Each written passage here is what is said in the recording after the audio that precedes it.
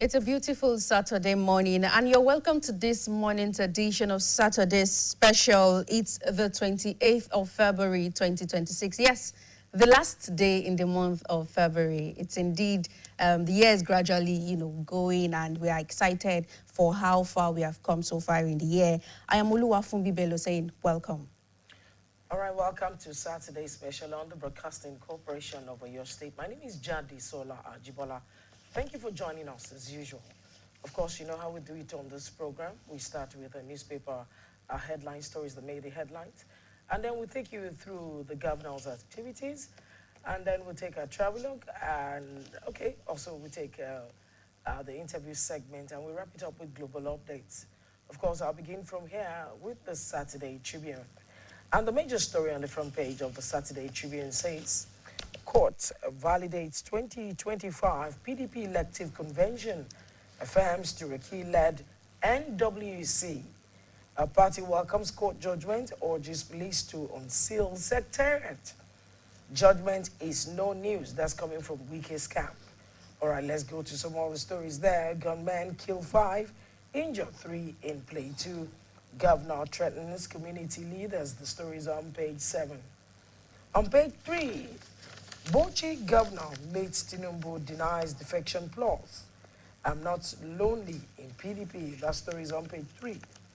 All right, on page 4, Finteri's defection has wounded Atiku's 2027 ambition. That's coming from the presidency.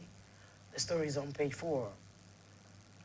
Still on page 4, 2027 polls will be Tinubu and Tinubu APC versus Nigerians. That's coming from Atiku. All right, let's go to page 12 and 21. My health started to deteriorate after my husband became a herbalist. The story is there. All right, on page 5, 48 kids stolen in Gombe. Governor Yaya said that FCT police rescued 21 children from traffickers. All right, let's see the inside story on the Keg Lights page. You have, there were times nobody reposted my song. That's coming from Shode. Right, we'll go to other stories there. On page 5, you have new timetable. INEC chairman must resign or face mass action. That's coming from Binga Ashim. All right, Oshun APC National Assembly caucus demand probe of alleged payroll fraud, cite audit findings. Right, that story is on page 5. APC aspirant criticizes Oyo Assembly over Ibarapa Power Challenge. We'll come to page 6, where FG arraigns Ozekome, one other, for alleged forgery. Court grants senior advocate of Nigeria, co-defendant 10 million naira bail each. Oyo 2027 Okeogun Group demands governorship, rejects token position. All right, we'll go to other stories. Ayeda Atiwa boost health, security, civil service with new vehicle. Borno government, UNICEF, mission $406,000 flood damage vaccine hub. Gunmen kill 5, injure 3 in Plateau community. All right, Ekiti government engage host community on knowledge zone project. All right, we have this interview here. It says, if we want world-class universities, we must invest in world-class academics. That's coming from the Educational Minister, Alausa. All right, ask your doctor page, sex and the elderly, recurring migraines, eggs and daily protein, my problem with hiccups. All right, tea and coffee at 70, shrinks and pregnancy. All right, Ondo woman's body found bruised inside rented room. Husband arrested. All right, still on page 10, your police recover 2,625 cartridges from suspected transnational ammunition trafficking syndicate. All right, customs strengthens interagency collaboration with Army. That's EFCC as well. That story is there. Teenage in police net for alleged defiling minor. Okay. All right, we also have on page 12 and 20, okay, I think 22 22. You have the story there. I'm no longer interested in my 24-year-old marriage to my husband. That's coming from the wife. And the husband said, I still love my wife. All right, you have my husband stopped loving me, shifted his attention to our children. I promised to show her more affection. That's coming from the husband. My wife's lover punched me after I caught him with my wife in our room. That's coming from an army officer. I punched him just once after he pulled me out of the wardrobe where I hid. That's coming from the man. All right, Weekend Lagos. All right, you have the story there on page 13. Nightmare for the rich. Our criminals breach security at elite estate to rob residents. All right, on the entertainment page, Tiwa Salvage launches Music Foundation to empower emerging African artists. All right, that story is on page 14. Nigerian talents record major wins at 79th BAFTA Award. Comedian proposes to girlfriend on stage at maiden show in Ibadan. Okay, residents cry out over Ayego Oleyo Road. The dust is too much. All right, that story is also there on page 15. Okay, we will not subscribe to any more peace meeting with Fulani because it results to further attack on our people. That's coming from Bemo Youth President. All right, we'll go on a commercial break, and when we come back, we'll take more stories. Stay with us.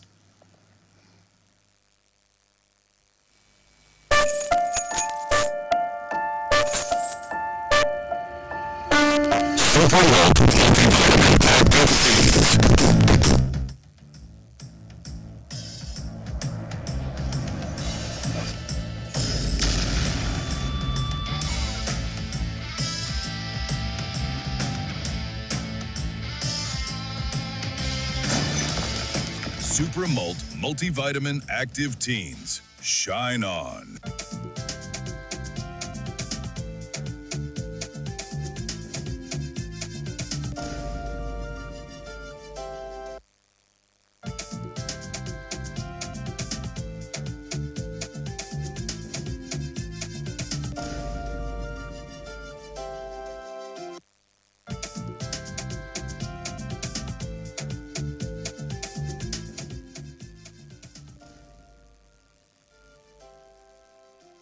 All right, welcome back.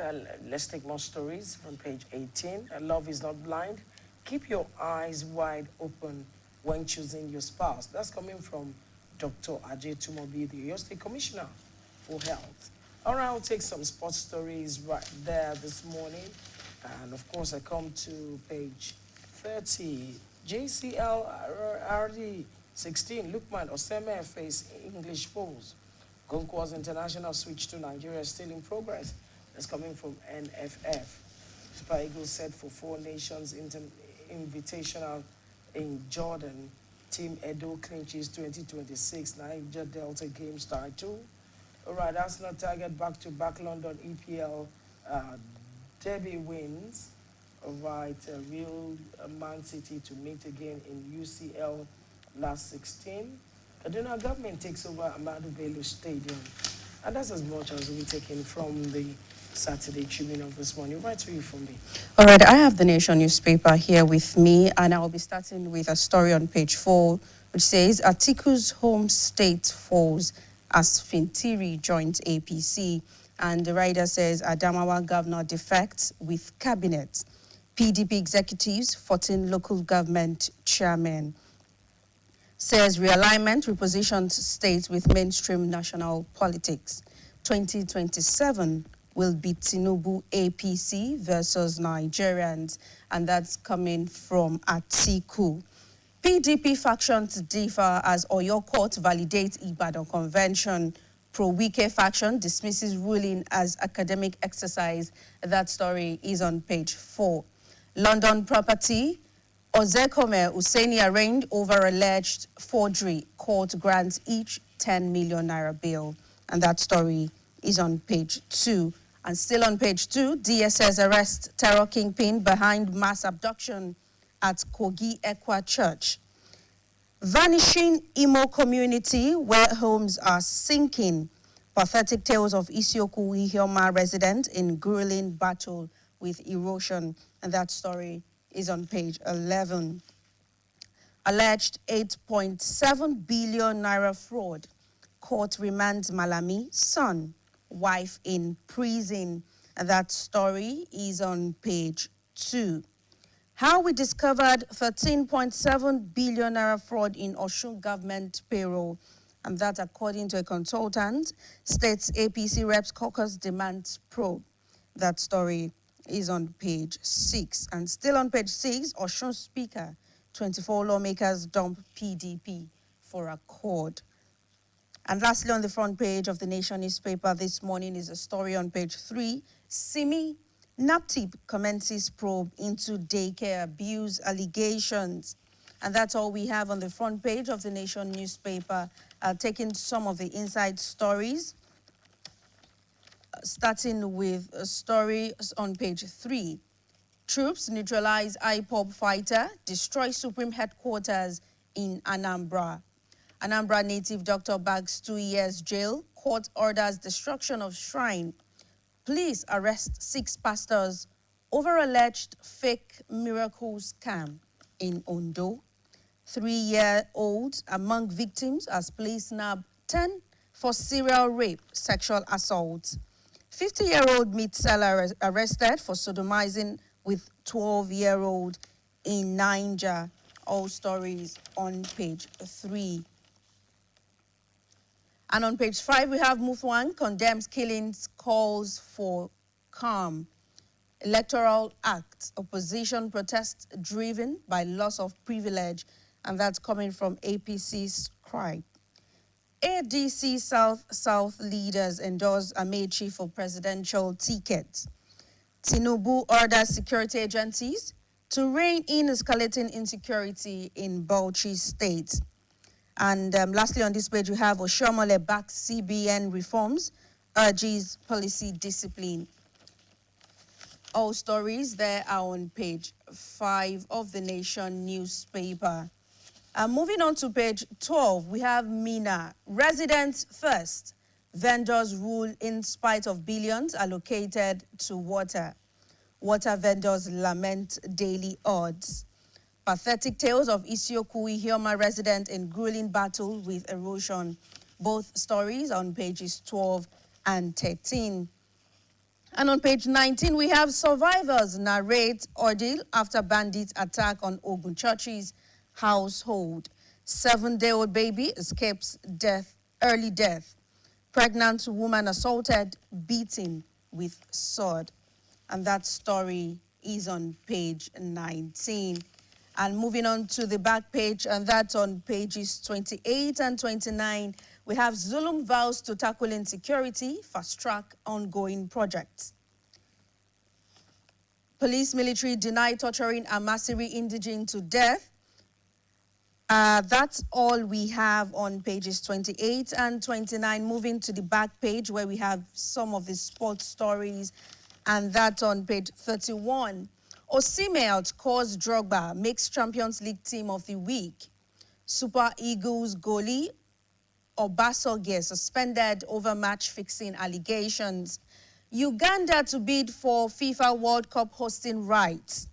Lawal, Chelsea's $130,000 demand, not realistic. Super Falcons camp swells to 22, set for friendly match against Cameroon. And that's all we have on sport. And of course, talking of the newspaper review this morning, it's time to go for governor's activities during the course of the week. And we'll be right back. Please stay with us. This week's activities of Governor Seyi Makinde commenced on Wednesday, 25th February, with the governor hosting the presidential candidate of the new Nigeria People's Party, NNPP, in the 2023 general election, and former governor of Kano State, Rabiu Musa Kwakwanso, who paid him a courtesy visit at his office. The new Nigeria People's Party, NNPP, presidential candidate in the 2023 general election, and former governor of Kano State, Rabiu Musa Kwakwanso, arrived at the Oyo State Governor's office at exactly 1:17 p.m. Accompanied by party leaders in Oyo State, he was received by Governor Seyi Makinde, after which both leaders proceeded to a closed-door meetings. Addressing journalists after the meeting, Kwankwaso reiterated that his visit was primarily for a party engagement and emphasized that his relationship with Governor Seyi Makinde transcends partisan lines. Governor Kwankwaso, who also highlighted his political journey, noted his previous roles in the People's Democratic Party before moving to the All Progressive Congress and later joining NNPP. We are here on the invitation of our party chairman, the chairman of NNPP here in Oyo State, to go and open our office here in Ibadan and also discuss some important issues that relate to our party here in Oyo State. But the governor has always been our friend. I thought before going there, I should come and pay my respect to him. And that is exactly what I did now. And now we are going straight away to the party office. After finishing our meeting, we'll go back to the airport and then back to Abuja. This is more of personal friendship than party thing. But even party, you know, he is a member of the PDP, and PDP has been my party. Of course, now I'm in NNPP as the national leader. Among members of his entourage was the secretary of the NNPP Board of Trustees, Alhaji Buba Galadima. Later the same day, Governor Seyi Makinde received a delegation from the World Bank and the Universal Basic Education Commission, UBEC, on the BESDA AF Implementation Support Mission. The meeting was held at the Executive Council Chamber, State Secretariat, Agodi, Ibadan. Addressing his visitors at the executive chambers of the governor's office, the state governor, Engineer Seyi Makinde, noted that Oyo State has benefited from the better education service delivery for additional financing, BESDA AF intervention program, adding that it has enhanced and improved the education sector in the state, while thanking the World Bank and the Universal Basic Education Commission, UBEC, for providing the structural and funding support. Governor Makinde assured that his administration will put in the necessary efforts and resources to access the funds allocated to the state in the new cycle. The last count, we have been able to take almost 65,000 out of school children back to the classroom.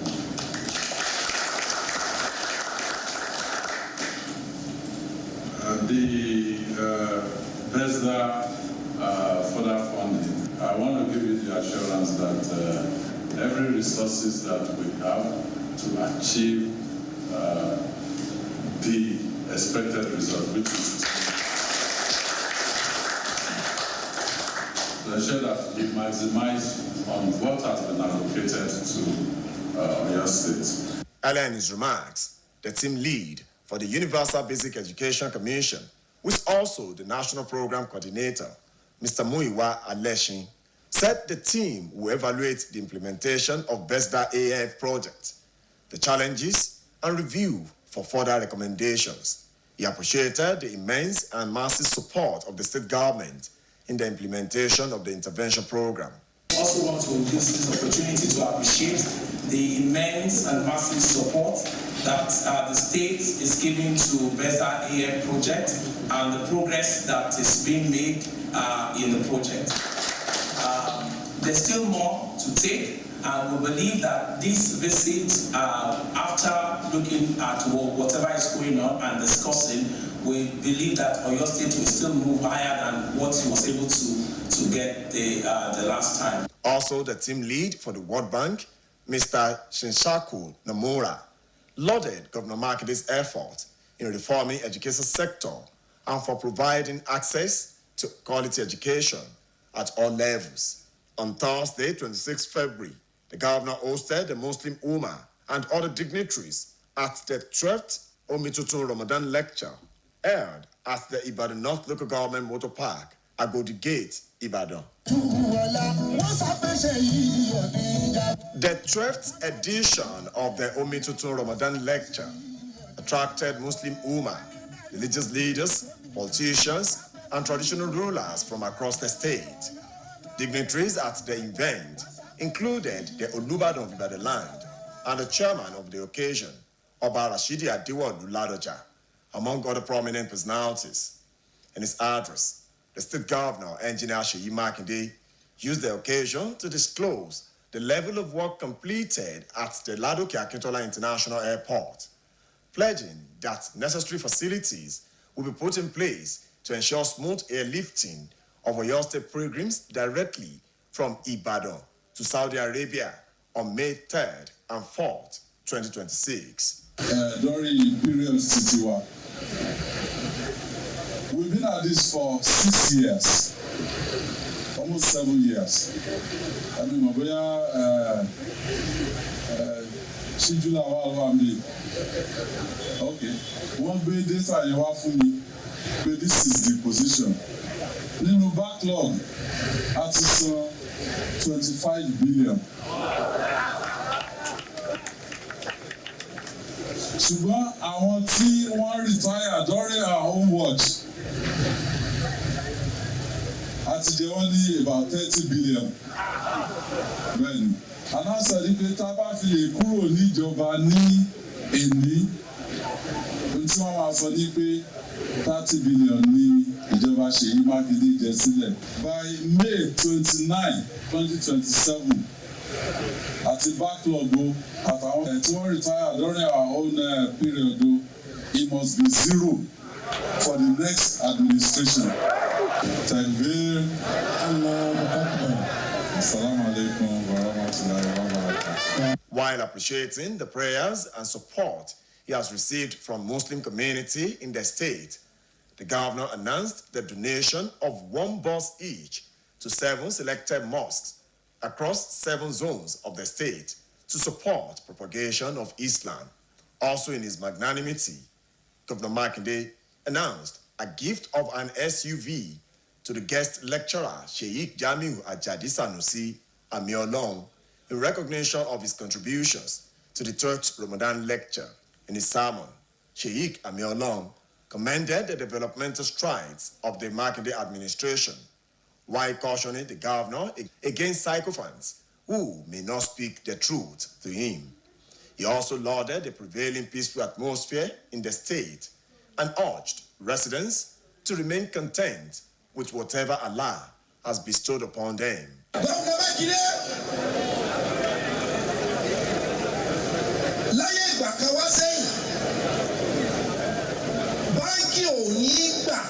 Láti yá àwọn pensioners lówó lọ́yọ̀ state yìí pensioner ọ̀yàwó tó tí wọ́n tó fẹ́ ya lówó gan mà ní dájú wípé owó tó gbẹ̀mí lé tí ó fi san ò ní dé lásìkò ìjọ tẹ̀yìn ti débẹ̀ kíjọba kọ́ máa sanwó oṣù fóṣìṣẹ́ 23, 24, 25 of each month kàyéfì lélẹ́yà níbẹ̀ kò sí ẹni tọ́lọ́wọ́ ò ṣe fún.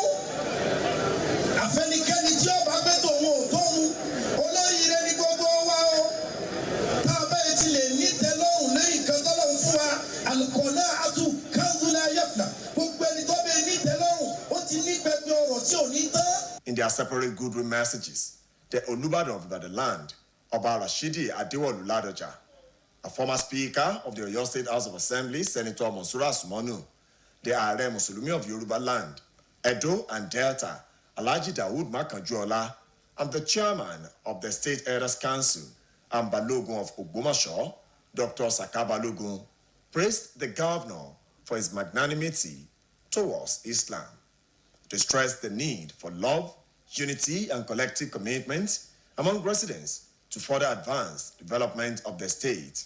Delivering the vote of thanks, the Deputy Governor of Oyo State, Barrister Bayo Lawal, expressed appreciation to the Muslim Ummah for their steadfast support for Governor Makinde describing the Ramadan lecture as a spiritually uplifting program that served as a period of reflection and renewal for participants in the post-Ramadan season. Special prayers were later offered for the governor and the state by Sheikh Farouk Onikijipa.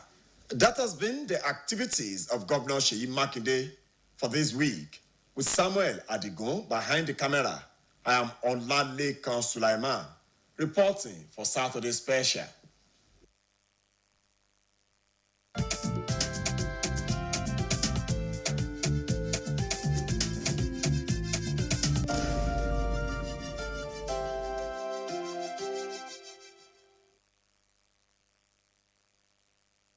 When malaria knocks you down, you can be sure parasites are having a party in your system. Welcome to a new kingdom, guys! Comel, an effective weapon against malaria.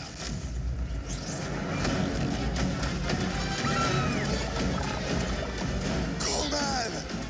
Attacking the parasite army directly to give you express relief and get you back on your feet effectively. Comel on. Malaria gone.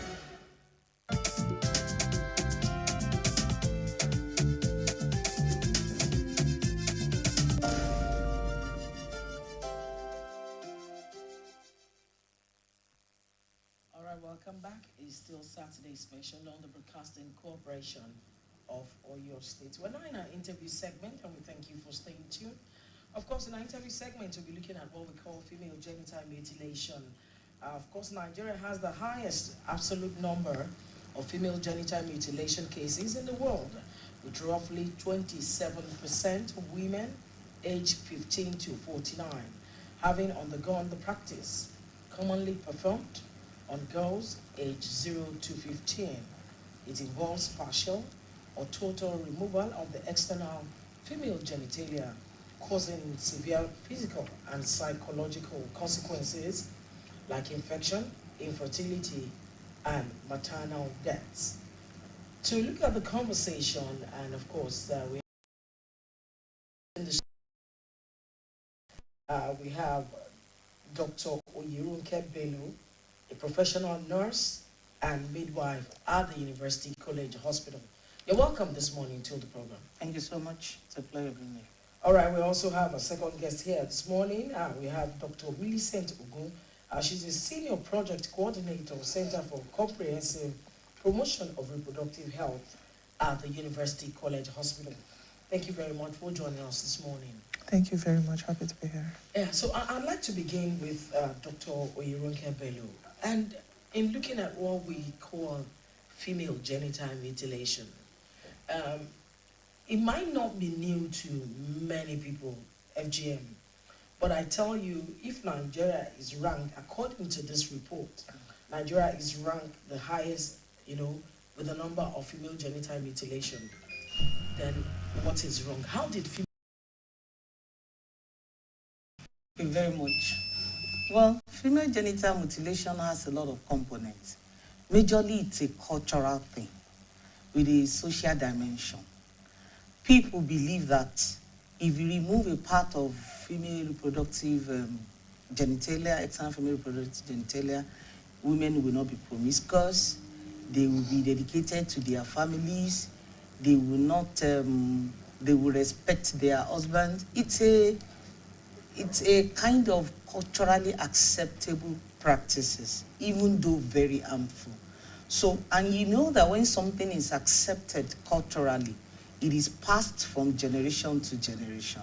That's why it still lingers till today. And that's why education and every other thing is trying to combat it so much, because of the very, very negative consequence on the life of a woman. Okay, let's get the view of Dr. Millicent. Dr. Millicent, she just told us about, what FGM really means. Yeah. But why do we in Nigeria? I know that in some other countries in Africa, even in some Asian part of the world, FGM happens there. But why is our number increasing? Is it because of a lack of exposure? Is it because we love our culture so much?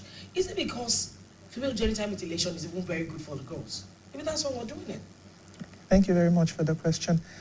Number one, when you compare the population of Nigeria vis-a-vis the other African countries, we're in a majority. So when you talk of numbers, the prevalence is higher here in Nigeria. And that is why globally, Nigeria ranks third. That's one. Then two, like my colleague said, it is culturally entrenched. And when something is culturally entrenched, it is a bit difficult to remove it, from the mindset of the people, from the mindset of the community, from the mindset of the population, in general. So a lot of work is actually going on to create awareness, to sensitize people, to show them the dangers of mutilating our girls. They come under the guise that it is female circumcision, which is not. I used to cite an analogy that when you take a glass of, maybe a glass of water or in a bottle, you throw it up in the air and it falls to the ground, it shatters, right?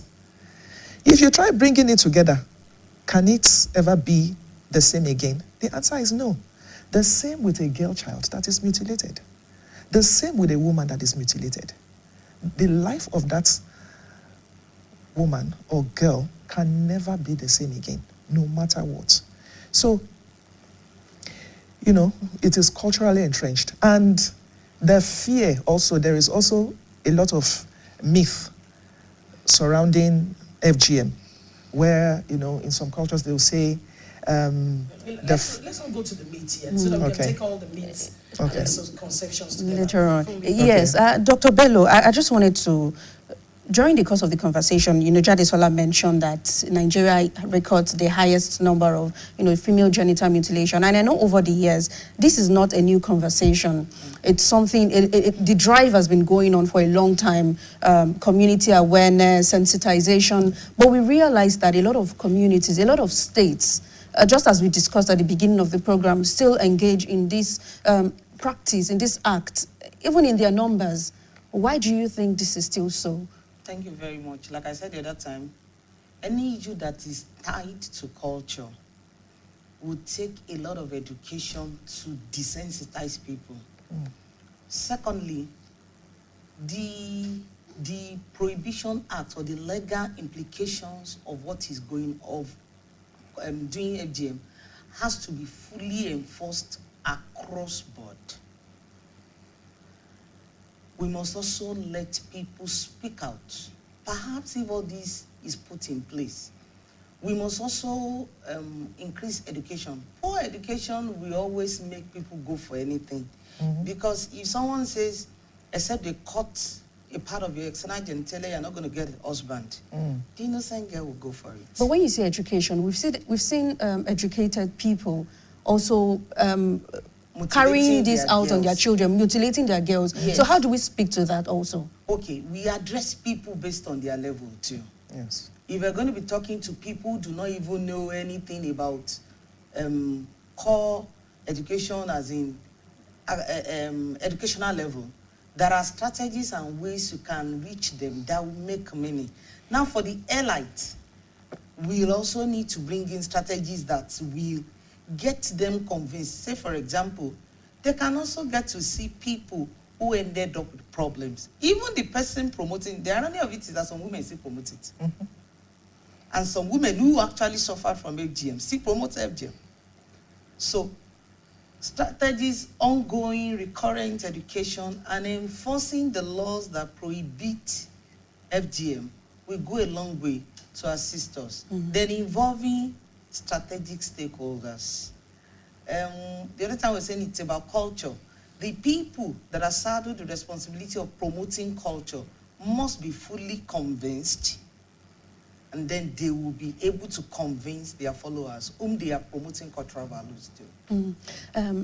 Dr. Ogun, let's look at the practical angle of this conversation now, especially the cultural aspect. When people say we are mutilating these girls because we do not want them to be promiscuous, have there been a point in time where anyone has ever come forward to say, oh, I think being mutilated has helped me Have you ever seen that happen? Because for this to continue to happen, you would think maybe parents, the older ones, had testimonies from people to say, oh yes, it was a very good idea for it to have happened. Thank you for the question. I have never, since we started sensitizing people, going places, creating awareness, I've never come across any woman or girl who has come out to beat her chest to say that she has benefited from FGM. Rather, it is tales of woe. Tales of woe, of complications, that developed as a result of FGM. And the complications are so many. In fact, some are so bad that, the young lady or the woman ends up going to the hospital to have her external genitalia reconstructed. That's how bad it is. Is it, the adverse effect, the exposure to, use of contaminated instruments that they used in performing, the act in the first place, which invariably will lead to infections such as HIV, hepatitis? Or is it the infection itself that will now bring other complications that may not be immediate in the long term, waiting for that young lady? They are saying, okay, that with FGM, she will not get married or she will not be able to have children. Rather, it is causing more harm than good. I'd like you to complete some of the misconceptions and myths. Okay. You're already on them. Yes. You talked about the issue of not being able to get married, not being able to have children. They won't be promiscuous. What are the other myths and misconceptions? Thank you very much. The misconception of the first child, during delivery, if the woman is not mutilated, the clitoris. In fact, we ought to have even talked about the anatomy a little. Yeah. So the clitoris, which here in Yoruba land is referred to as the idon, that once it touches the head of that child that is coming out from the birth canal, that's instant death. Whereas it's not true. Because if that's the case, places like Ijebu, where the women are not mutilated, all the babies there would have died. All their first babies? All their first babies would have died. Or is it some areas in Ondo State where their girls are not mutilated? All the babies there would have died also, but it's not the case. Or is it where they said, like they use it as ritual rites? That's your first period. Once the girl sees her first period, oh my goodness, they celebrate her. And, she's entering into the world of womanhood. So she has to be mutilated.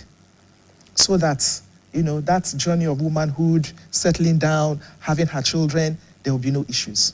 Okay, let's go to Dr. Bello. Dr. Bello, can you give us an illustration of what it looks like mutilating a girl? Okay. A lot of people just hear about FGM, but they don't understand.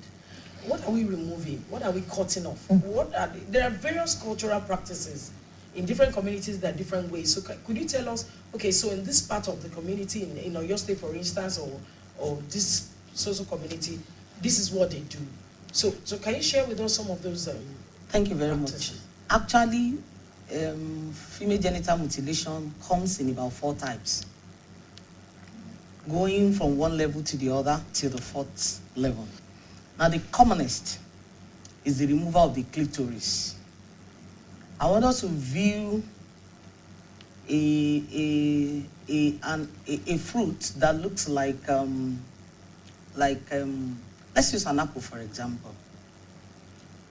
Imagine apple having one side, or a sisal having one side, and then that side that is facing you directly like an oval shape, the most prominent part of it, which is referred to as a clitoris, or idon, covered by some other layers, is what to remove. That is clitoridectomy. That's the first type. That's the commonest type. That's the idon that people believe that if it touches the head of the baby, the first baby, the baby dies. Idon. Yes, the clitoris in your right is referred to as idon. So it gets removed. Unfortunately, that clitoris have a particular role in sexual enjoyment. So the first problem is you have maimed the girl in enjoying sexual Taking away life. emotional. Yes. So the second part, don't forget our apple. We have removed the prominent part that is facing us. You know, we have a cover that we will call the labia, majora, minora, in our own setting. The next stage, the next level, or the next type, will not only remove the clitoris, they will also remove the cover, which is the labia part of the genital tract, the female genital tract. If you view the apple in our hand, the remover is getting wider. So the supportive structures also removed. That is level 2. Now some people will go as far, that is the next level is level 3, which we call infibulation. The orifice itself will be sealed, will be narrowed, so that the woman knows that not just anybody can, it is practically difficult, even for our first sexual experience. It is extremely difficult. Preventing penetration? Yes. Yes. Because the aim is to narrow the place or seal up the place. And don't forget that nature naturally has covered that place until the first sexual experience by hymen. So culturally, for those doing FGM, they go an extra mile to cover the orifice. So instead of after breaking hymen and it's easy for the partner to penetrate, for infibulation it is extremely difficult and may remain perpetually painful. So the lady or the woman will obviously keep having recurrent sexual issues, pains, severe pains, yes, on having sexual relationship. Now the fourth type is what we refer to as any piercing, any scratching, any design made on the female genital, external female genital tract. So those are the 4 levels. Now if you go by that explanation, you will know that with the first type, if you remove the clitoris of a woman, the part where you remove will heal up just like any other wound, if the woman is lucky that she did not bleed to death. If you have a wound, the process of healing, there will be scar formation. Depending on your genetic composition, to some people will have bigger scar, smaller scar. No matter how small the scar is, it is a major obstruction, either during sex or during delivery. Going to the next level make it more difficult. The scar obviously will become bigger. Don't forget that we have removed the center, which is the clitoris or the idom. We have removed the surrounding structure, the labia, that is supposed to be like a protection for the clitoris itself. So the scar we are expecting this time is going beyond the center, it's extending to the side, making obstruction more visible during labor and during sex. Then the third type, of course, I've talked about that, that's going to be perpetual and endless pain on penetration. And I want to talk about the second and the third type, most especially during childbirth. Now, what's the experience for them like when they want to have children? Do they have the option of going natural, or they just opt for a cesarean section directly?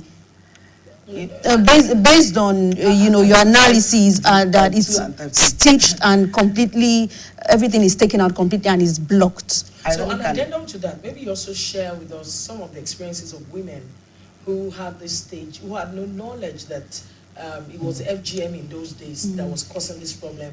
And let's look at the total infant mortality and maternal deaths that we also have in line with that question. Ironically, going by the first question, you will all agree with me that decisions at the point of delivery is majorly done by second party. Many women are not even allowed to choose their mode of delivery. It's one of the cultural issues and social issues too.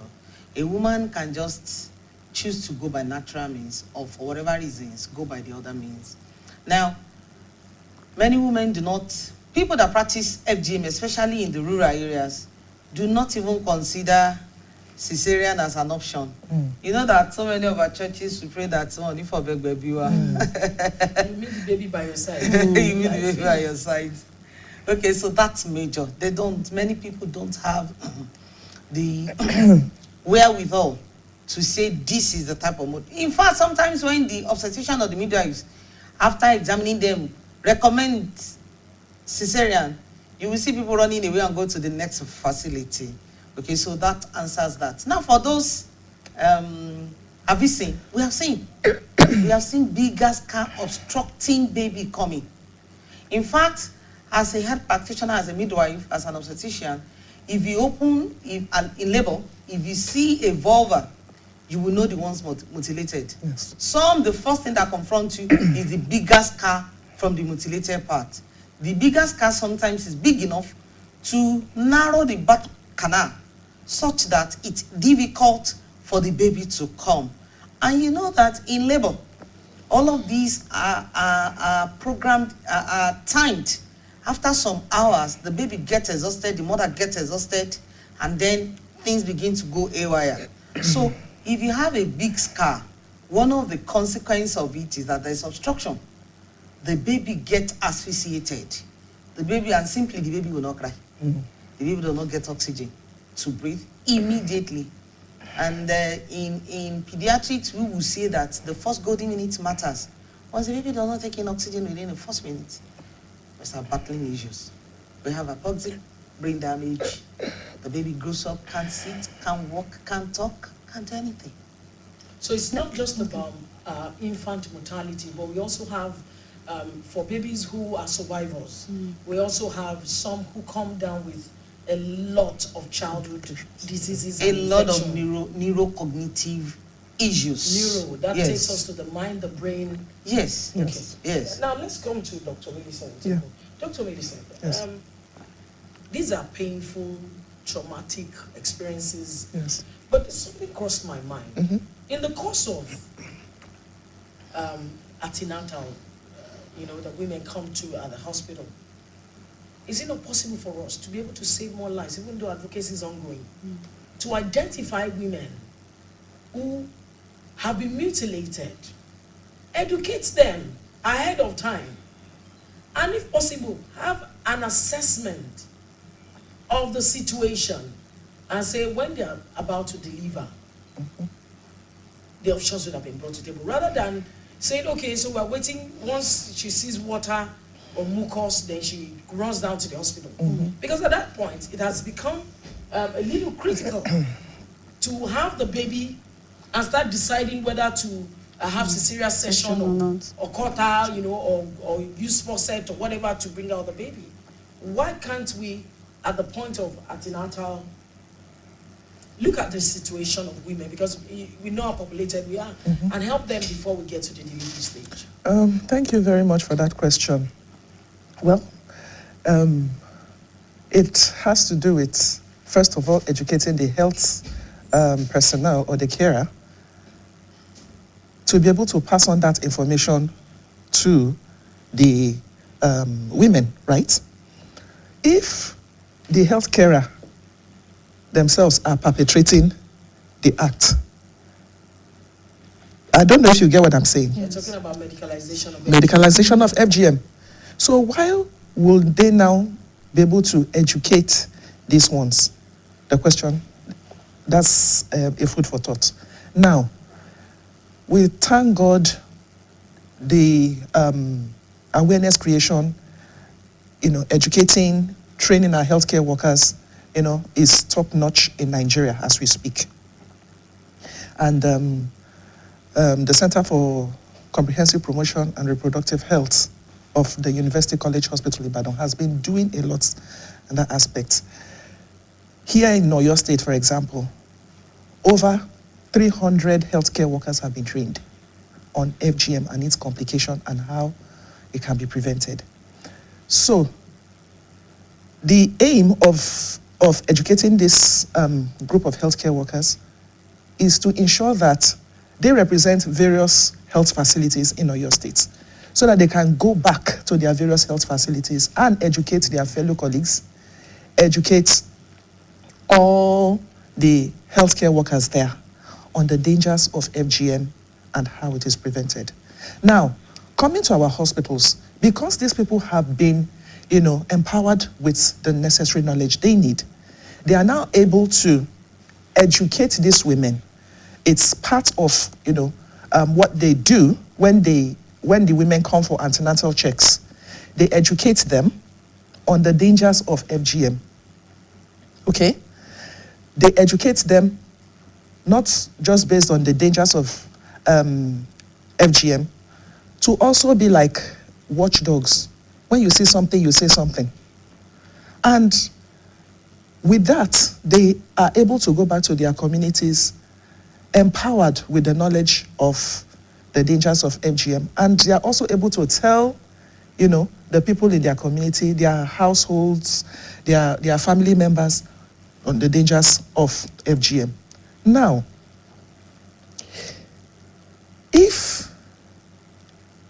because these healthcare personnel have been empowered, they've been trained, they are also able to, when they are doing their antenatal checks, able to identify. Like my colleague said, you will see it, the area is scarred.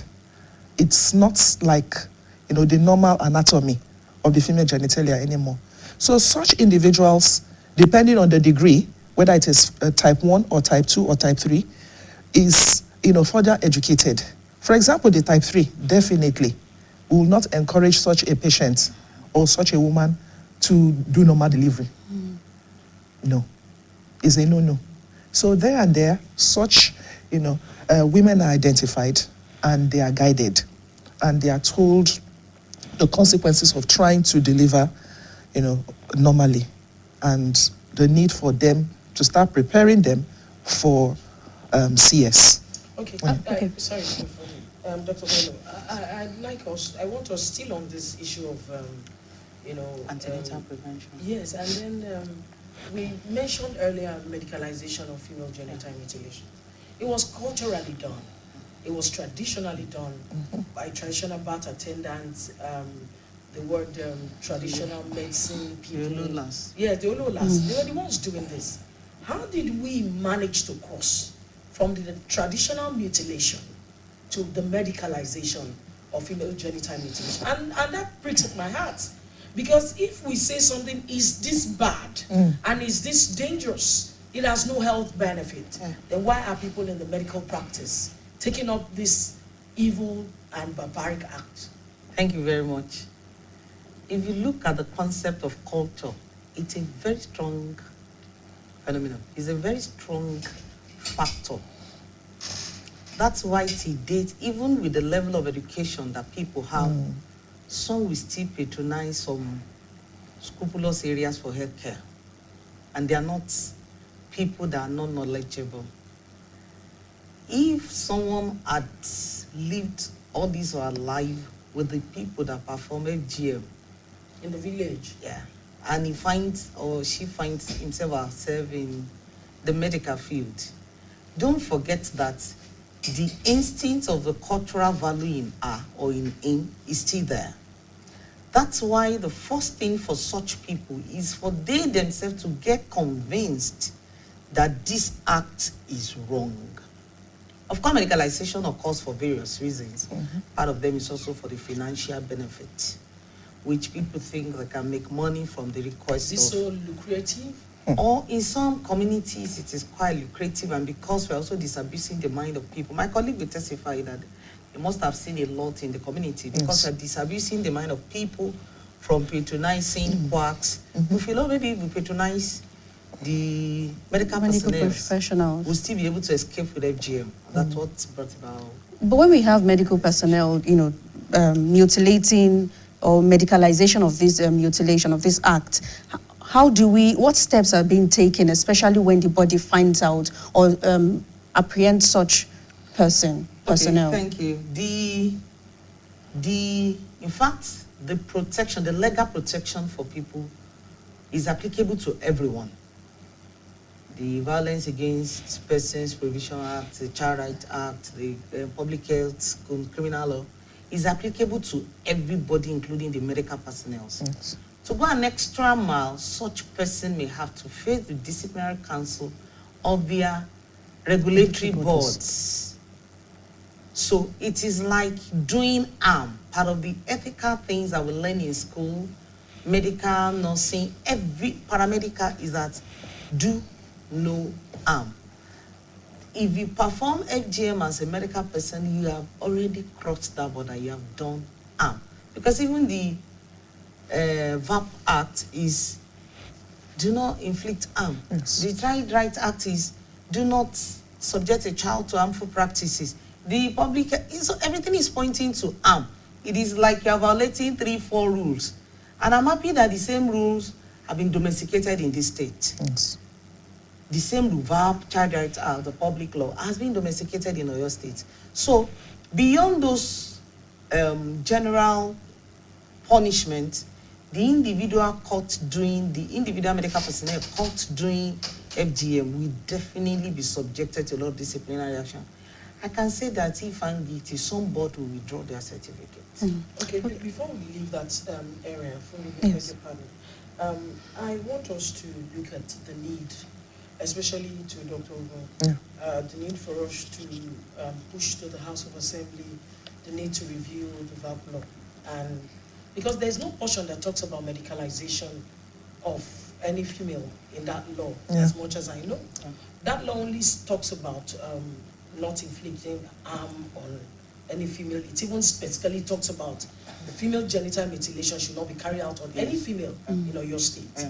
Now, where we do not have the medicalization stated, don't you think that there's a need so that the consciousness of people who are also working on the law can be prepared towards this medicalization that is existing in our society? Thank you very much. Maybe I should start way back 2018 when CCPRH came on board through the support of UNFPA. They championed the creation of awareness of FGM, right? It was at that phase we got the Federal Ministry of Health, to be precise, to buy into it. How? By organizing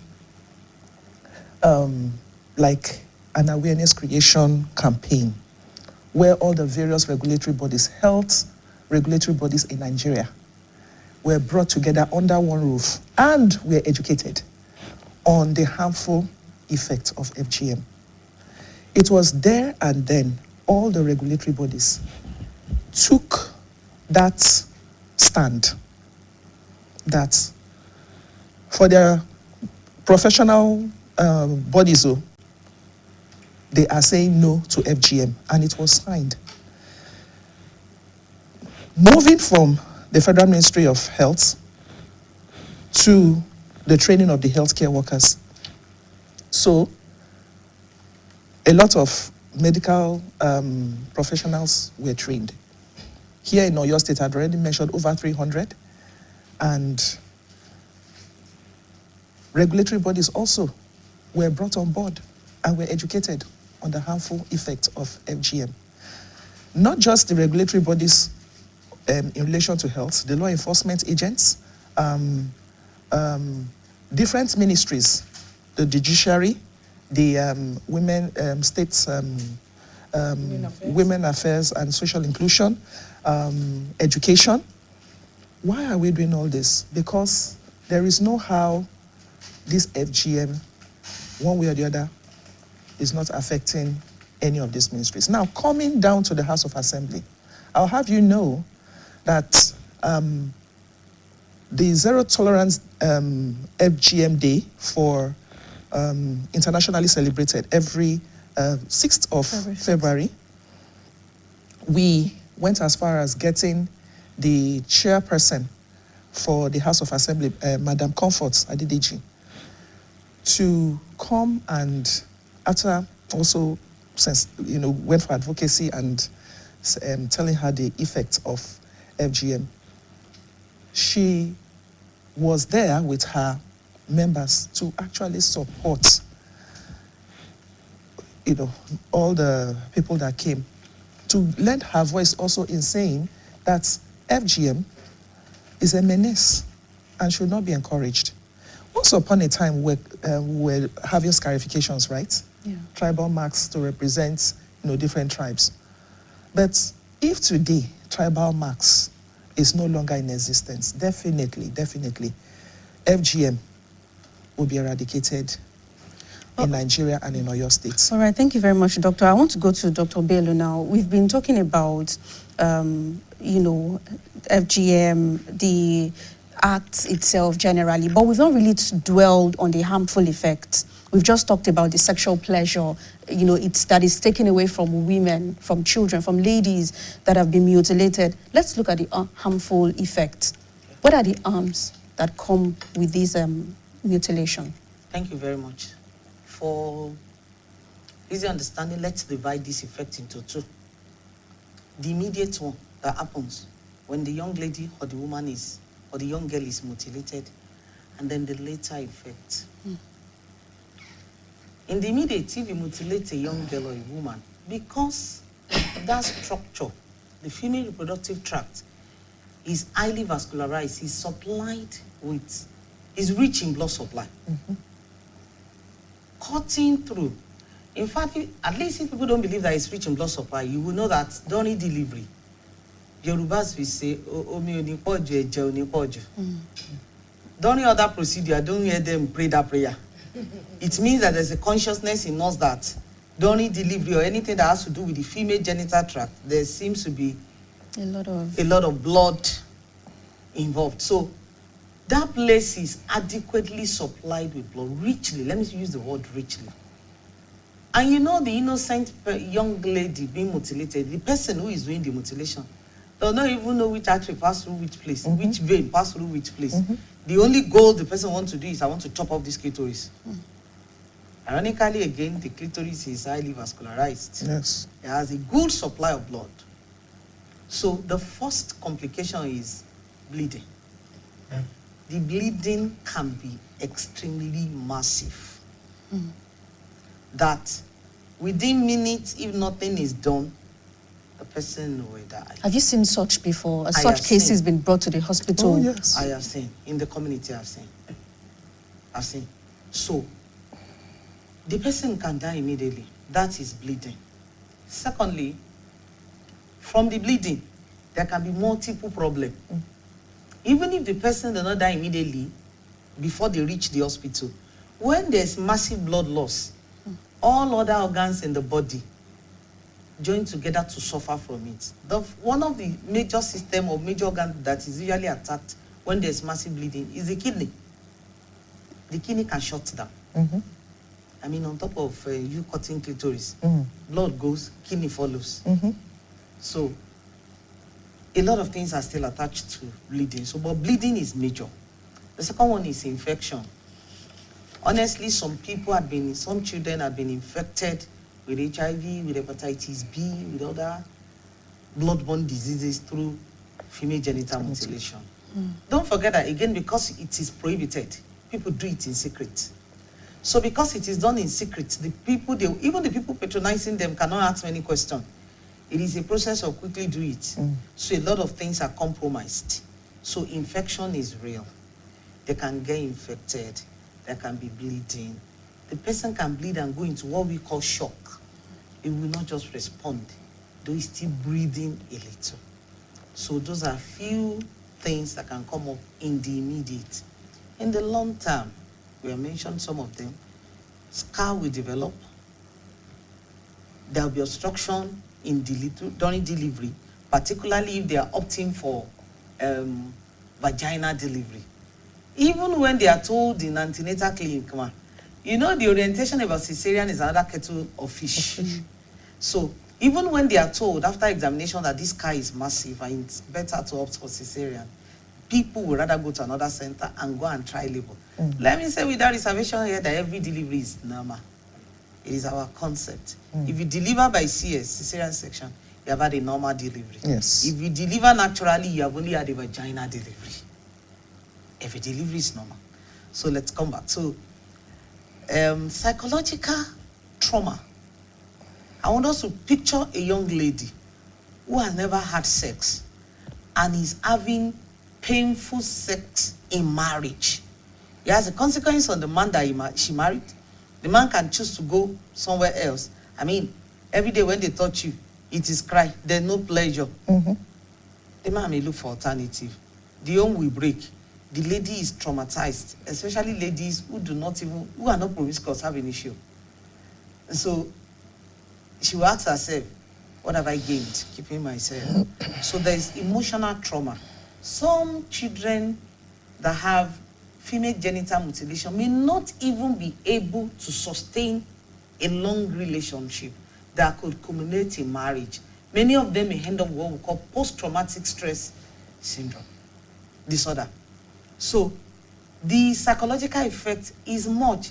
When a young lady knows that I've been mutilated, I even have scar, because she may even have recurrent infection from the scar. When it's like, picture us having a wound and the wound is healing. It's scratchy. After some years, the scar becomes suddenly itchy. And you know, unconsciously, if it's on the skin, it's on the hand, you just scratch it and say, I'm uncomfortable. If it happens in the reproductive tract, it may be as bad as the lady making an attempt to scratch it, and then wound opens, and then another palaver of series of infection. From there, we could have other diseases, other infection ascending into the reproductive tract. That alone is enough for you. If that happens to a young lady, to say no to every proposal, traumatizing. The trauma is massive. I want to ask. You have talked about all of this, and there are major areas. Who are the promoters of female genital mutilation? Yes, it's a cultural thing, but some people are promoting it. That's why it's still existing. There are some practices that have been eroded, just like the tribal marks. Yes. Some people were advocates, champions of tribal marks. Where are they today? So if FGM is still ongoing, with all the advocacy we're seeing, and it's still happening, it means some people are still promoting, benefiting from the existence. Who are these people? Have we been able to identify them? The question Yes, from you. please. Okay, well, identification will cost across different areas. Who are those championing it? You have heads of households due to ignorance. You have so-called elite. We had cases where there was a professor who, when the daughters couldn't stand the pressure here, they ran out of the country. And he was sending curses to them that if they are not mutilated, this will happen, that will happen. You know, part of the myth, family honor, that if they are not, this will happen, that will happen. So if people like this, who are expected to know, are promoting it, what of the quacks, the healthcare, the quacks, because I can't call them health care providers, because of the money they want to make? We'll tell them, don't worry, it is nothing, it's a lie, come. Or is it the traditional circumcisers, where we even heard cases where people go to the back to actually buy that part that was cut off. I was coming there. For ritual purpose, yes. for money and even the ritual blood purpose. that comes out of the Yes. So, because of these selfish gains, they will not want the practice to stop. A quick one on that. I know that when women deliver at the hospital or even the local birth attendants take delivery of women, this placenta follows. And every family is allowed to go with the placenta of the baby. How come the clitoris is removed and they hold on to the clitoris? And some school of thought believe that this is used for money rituals. Yes. How have you seen some of this in your course of field work? Oh, yes. Have you engaged those carrying out these practices to say, look, really, because if we're saying it's used for money rituals and it's working for some people, it means what you have removed from the girl is what should have given her destiny, some sort of liberation in life. So I don't know the way you see it. Definitely. During one of our community outreaches, it was one of the traditional circumcisers that actually opened up after we educated them on the harmful, the harmful effect of their practice on this young. That they are not saying you should not circumcise the boy child, because both medically, religious-wise, it is fine, it is acceptable. But for the girl child, it has no benefit. So it was out of, they felt remorseful that one of them now opened up that CEO, that they actually make money out of this because people come and buy from them. But, henceforth, there and there, because when we sensitize them like that, we make them sign an undertaking that if anybody is caught within their community practicing it, not only the person who brought, that child, or the person who directed the person, or the accomplice, everybody in that community will be held responsible. So it's like they are watching themselves now. There's that, everybody's now a watchdog. There was a particular community, after the community declaration, the man was like, please, I don't want to go to prison because of anybody. We've all heard the dangers of FGM. So please, let it not be said that in my own community, that's the ballet now, that in my own community, that this is practiced. If it is done, not only will they curse that individual, but that individual will be banished from that community. An addendum to that, sorry for me. Now, can you tell us the number of prosecutions that have taken place from this FGM act or the practice? Because it is culturally entrenched. For example, will you want to send your mother-in-law to court because she pressured you to mutilate your daughter? That's the issue. We had a case that we were pursuing, a case of this young girl, not more than 2 years old, who the mother-in-law took from Lagos and brought to Ibadan, that the girl should come and celebrate the festive season with her. Only for the mother to be called to come and carry the girl that almost at the point of death. On bringing the girl to Lagos, and after being treated, she got better. But she noticed that each time she tried to bathe her and try to wash her genitals, she was just 2 years old, she would, crouch in pain. And she was like, what is happening? And also when you slam the door, she would just suddenly, jack, that post-traumatic stress. Because of the jamming of the door, the experience of the jamming of the door and the cutting of that place she experienced. Each time she would say, Mommy, open the door. Mommy, open the door. So the mom became afraid that why is it that you are not allowing me touch your genital since, to clean up the place, only for her to open up the place, and the place was already gangrenous. What do I mean by gangrenous? It was already greenish, infected, pores coming out. Going back to the hospital again, that was another round of. So she took up the case and reported to the police there in Lagos. Being that the problem, happened here, they had to transfer the case from Lagos to Ibadan. The mother-in-law was arrested. The traditional circumciser was arrested. The woman that led them to the traditional circumciser was arrested. The son of the traditional circumciser was arrested. And, anyone and everyone that had to do with that case. And the woman was like, my daughter, I was only trying to help my grandchild. I did not mean any harm. Besides, in my family, you know that it is what we do. The girl was telling her that you had raised this issue with me before, and I told you, please don't circumcise my daughter. Now see what has happened. We almost lost this same girl. But then that it had now become a state case because she wanted to withdraw. it was now a state case, so it was no longer in our hands. But pressure, that's why I said culture. A lot of pressure to the extent her life was threatened. The life of, the girl's mom was threatened. That is, the grandmother from the maternal side was threatened. So that one was now pressuring the daughter, please, withdraw the case, withdraw the case, withdraw the case. We are not doing again. Until the girl young lady just suddenly vanished. So that was how that case died. And that would have been, a major one, But that grandmother, the mother-in-law will never forget, because she slept in the cell.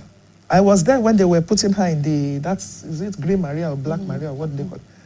When they were taking her away, When we have cases like these and we have sympathizers or victims sympathizing with their abusers, how do we begin to sensitize the victims also, to let them know, just as you said, and when the issue of threat begins to, crop up, when people are being threatened, their lives are at stake, how do we begin to also sensitize them and let them know that, of course, we cannot say threat are mere threats, especially when your lives are at stake. But what measures, what security measures, how do we protect victims to let them see cases through to the end? Thank you very much.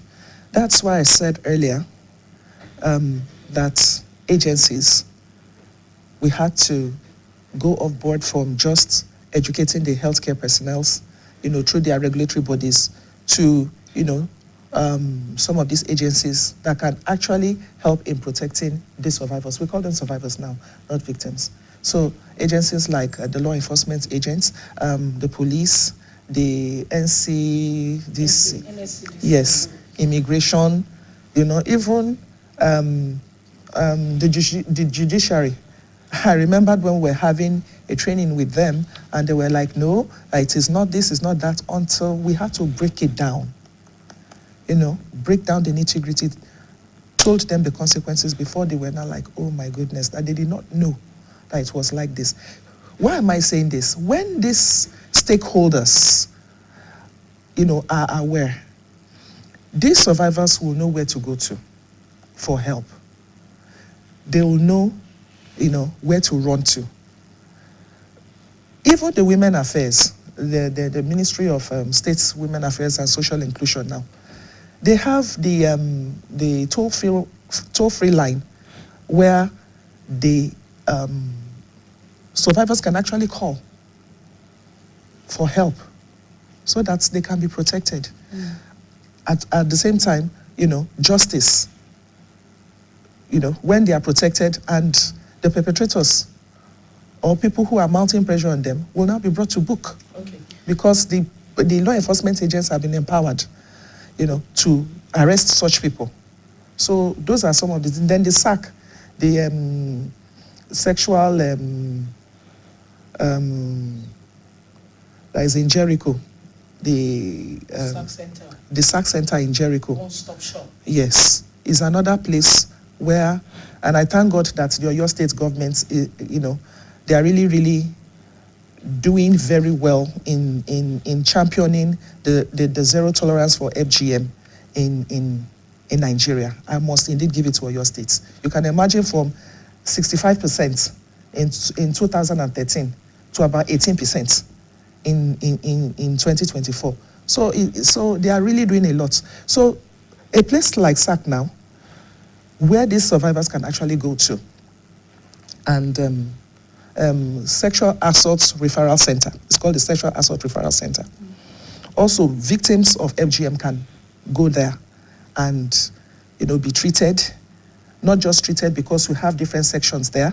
You have Ministry of Women Affairs, you have law enforcement agents, apart from the medical personnel who will attend to the medical need of that survivor. So all these people, once this person, they will refer until due justice is given to that survivor. Okay.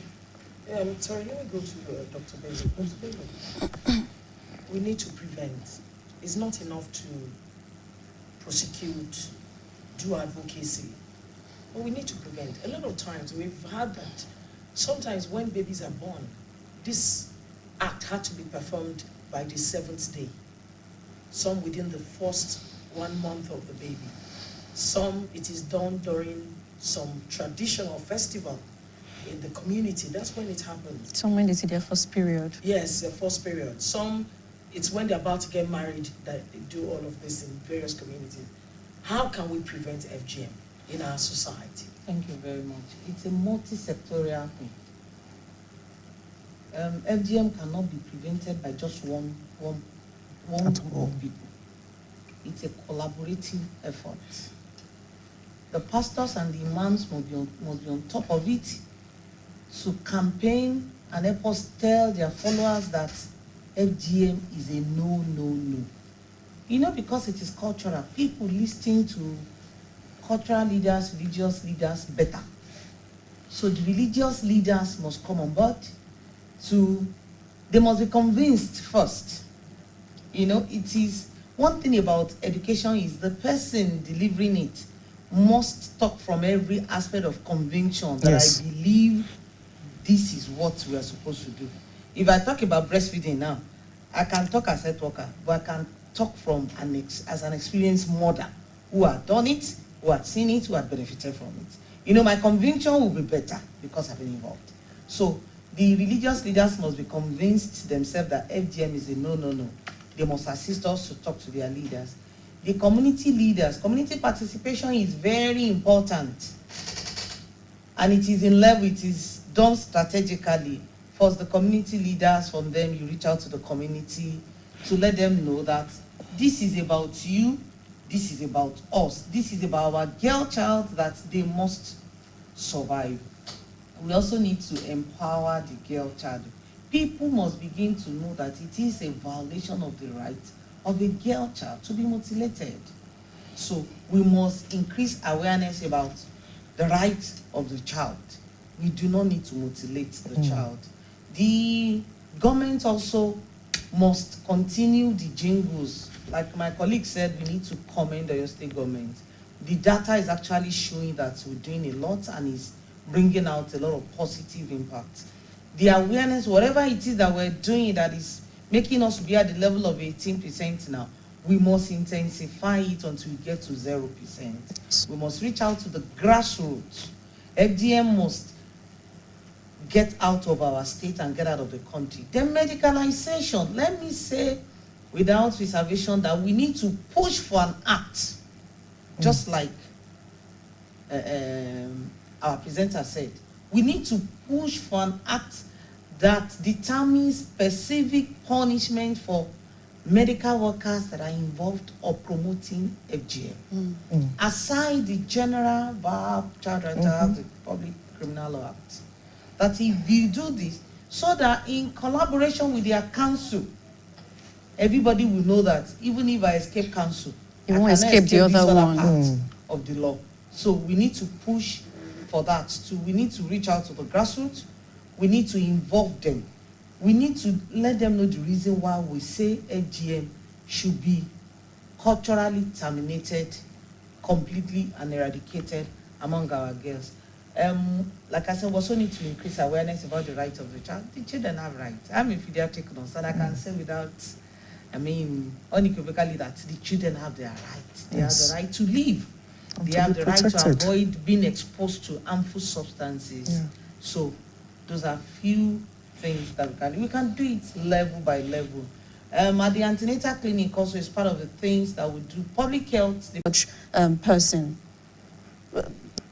Doctor. Yeah, we have. You know, the stigma, because I will not call it stereotype, I'll call it stigma. The stigma of, so you too have been mutilated. And it's so bad that even the creation of awareness in schools. There was a school we went to, all boys, and they were coming out and saying, with the information I've gotten, I cannot date a mutilated girl. So such a person, hearing that, will she want to open up that she's a survivor of FGM? Or a mother who heard that and has told her son when she got home, son, don't bring home a mutilated girl as a girlfriend or as a wife. Will such an individual want to open up? So it's more of that stigma attached to the harmful practice. And for those who have actually been bold enough to come out, they are few, but I must indeed give it to them. They've been courageous, and they are voicing out. Their voice has actually kind of motivated others who have been mutilated to seek help after they've heard their own story. In fact, one pathetic one was she's one of our NGOs, one of our sister NGOs, and she is a survivor. Her case was so bad that it took her years to forgive because according to her, it was done not even as an infant, but as a grown-up lady.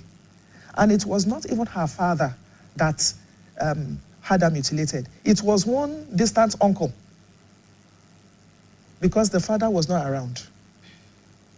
So she goes about sensitizing people, telling people her story and how, despite that, she has come out of that trauma, is now able to, tell others.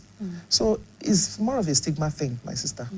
I was actually meant to say stigma, not stereotype. But we've talked about so many stakeholders that should be involved in the sensitization of female genital mutilation. But I want us to talk about men. Okay. The huge role men have to play in eradicating or completely eradicating female genital mutilation. We've talked about the short-term and long-term effects. But part of the major effects we know everyone talks about, we keep hearing about, is the lack of sexual pleasure. And of course, this also boils down to men. What role should men play in the complete eradication of female genital mutilation? Let me start with Dr. Bello. Okay, I want to say that men should also be champions of no female genital mutilation. Because directly or indirectly, they are also affected. Indirectly or directly, if there's no sexual pleasure, you can imagine the first girl you date or your first wife you married was mutilated, you left her, you moved to the next one, mutilated again, you moved to the next one. I mean, it's also a psychological trauma for the man. So men should champion no to FGM. Then when I challenge men who have girl child, please go all the way out to say no to FGM. Whether it is being promoted in our community, and whether we're seeing it being done in our community or not, every man should be resolute that I won't support FGM. It will not be done to any girl child in my space, and I will not encourage or support FGM because of all these consequences that we have talked about. Okay. I want to ask, the female genitalia, after the clitoris, the labia, the minora had been removed, can it be reconstructed? Or is it permanent damage? And there's a reason why I asked. I know that when there's early marriage and a girl has VVF, fistula, Visceral vaginal fistula. Yes, there are repairs that could be done to some of the organs. In the case of FGM, can there be any, and when I say reconstruction of the genitalia to allow her enjoy sexual intercourse, to help her when she's about to have delivery? Okay. Over to you, Doctor. Thank you very much. Like I said before, when you throw a glass and it falls to the ground, it shatters. You try gathering it together to see maybe it can never be the same again. That's just the truth.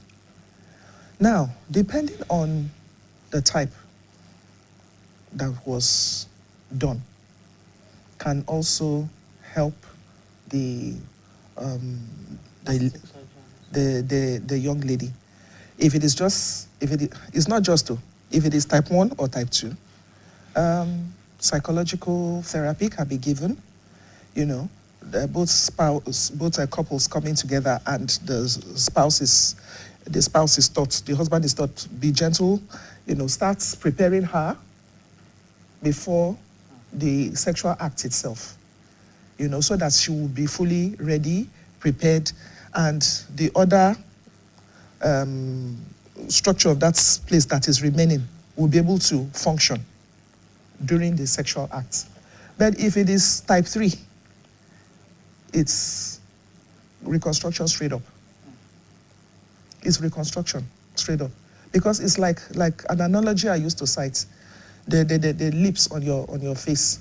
When it is cut off, because this outer part you are looking at is the labia majora. Assuming it is the external genitalia. This external part is the labia majora, right? The pinkish part you look at inside is the labia minora.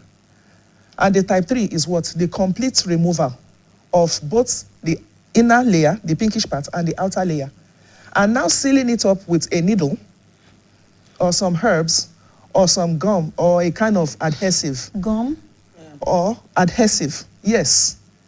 So after marriage, they will now go and open it up. They will create a small hole. That is where she's expected to urinate from. Excuse me. That is where she's expected. When she's about to get married, they go back to. Yes. Yes. So she's going through several stages of unprofessional trauma, surgery at certain stages of her life. Exactly. Yes. Done by the people who closed it up. The structures have been removed. Well, a lot of people will die because if you have closed up, you cut, you now switch up to close up, or you tie, or you gum, or you block with some herbs. Yes. And then when the woman is being celebrated and now she can start having sexual intercourse, they go back and open. I'm saying the person who performed that blockage is no longer in existence. They take it to someone else. Or they take it to someone else who does the same thing. And it's even so annoying in some cultures that if that lady was not mutilated and she dies, she will not be buried until she's mutilated. So even the dead is not resting in peace. So this is to say there's a lot of faults in our traditional system, in our culture. That's why FGM is a major traditional practice that is extremely harmful. So even at the point of death, or even when she's dead, yes, she's still mutilated. Yes. So what if she dies and she's buried without being mutilated?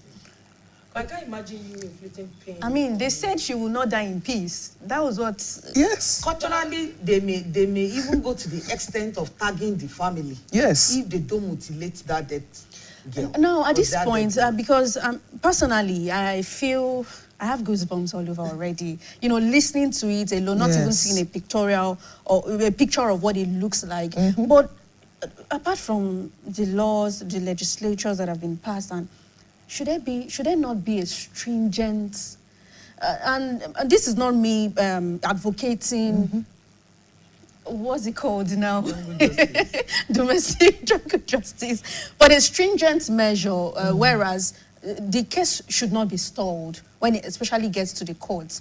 You know, a direct and immediate, a one-time thing. When we talk about rapists, when we talk about sexual abusers, this is also a very huge offense. Should there not be a stringent law, whereas you just give a straight judgment, and then, you know, the abusers are directly judged, are directly sentenced to whatever it is, you know, they can be sentenced to. You know that everybody must be given fair hearing. But when we have the evidence before us, that's it. The judiciary also cannot just say they have brought it and it is so. Don't forget that we're dealing with human beings. We have seen, like the one trending very recently, I was raped. I was truly not raped. So the truth actually has to be established. But because of the stigma that my colleague talked about the other time, if there are no people to witness or to corroborate the fact that this act was actually perpetuated by this person, the hand of whosoever there is tied. It's tied. You can't say there must be evidence. There must be documentation. Even when you see the child is truly mutilated. Yes, if you see that the child is truly mutilated, someone must come forth to point at this person as the person who perpetrated the act. It's like saying a house has been robbed. Everybody can see that the house has been robbed. But we need evidences to say this is actually the person that broke into this house. Yes. So it's when people refuse to come forth and serve as witnesses that, oh no, this is the person who actually mutilates this young girl. Okay, so for a survivor, who was mutilated at a tender age, can recognize who did such to her.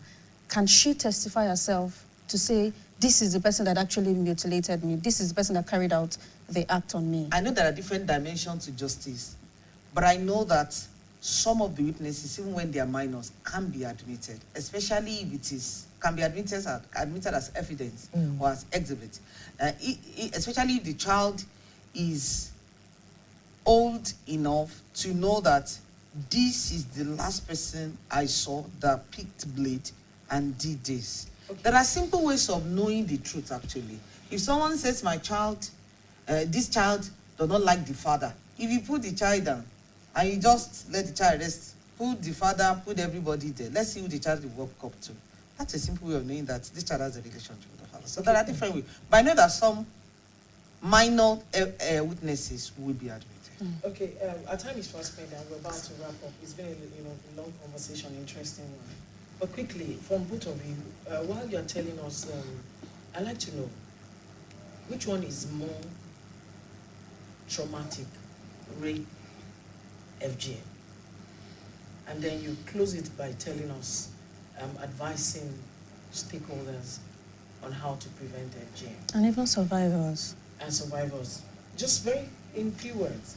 Both are, both are extremely traumatic. The trauma comes at different level. Our responses to situations is also a major factor.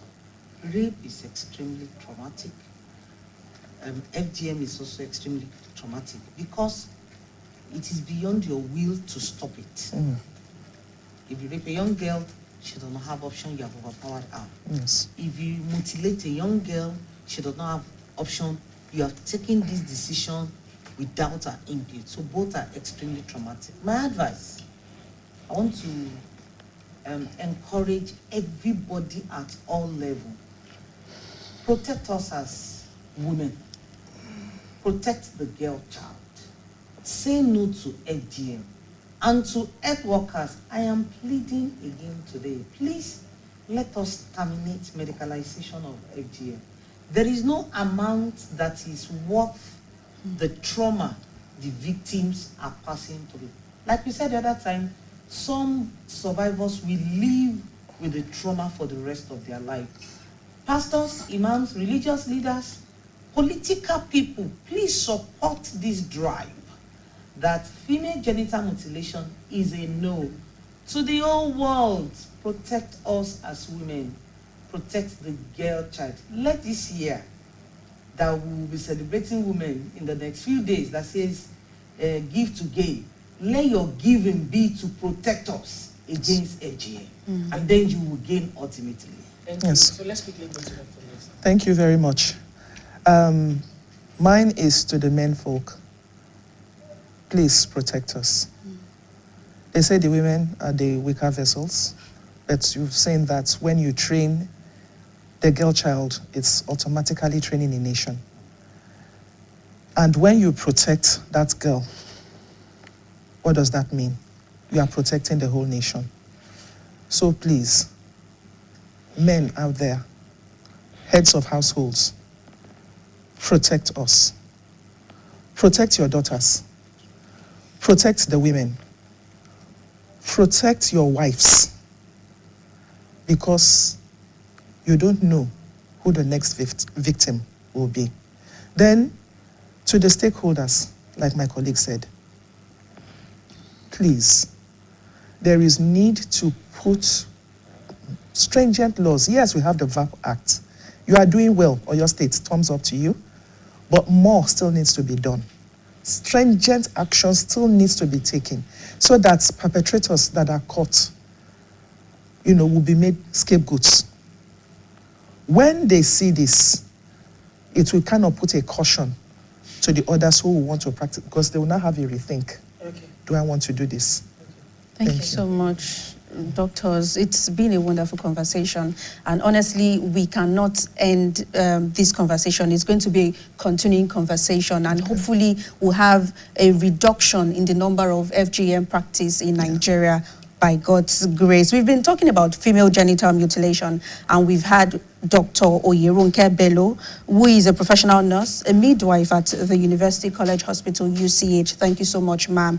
And we have Dr. Millicent Ogun. She is the Senior Project Coordinator, Center for Comprehensive Promotion of Reproductive Health, University College Hospital, UCH in Ibadan here. Thank you so much, doctors. We really appreciate your input and, of course, giving us your wealth of knowledge on this particular conversation.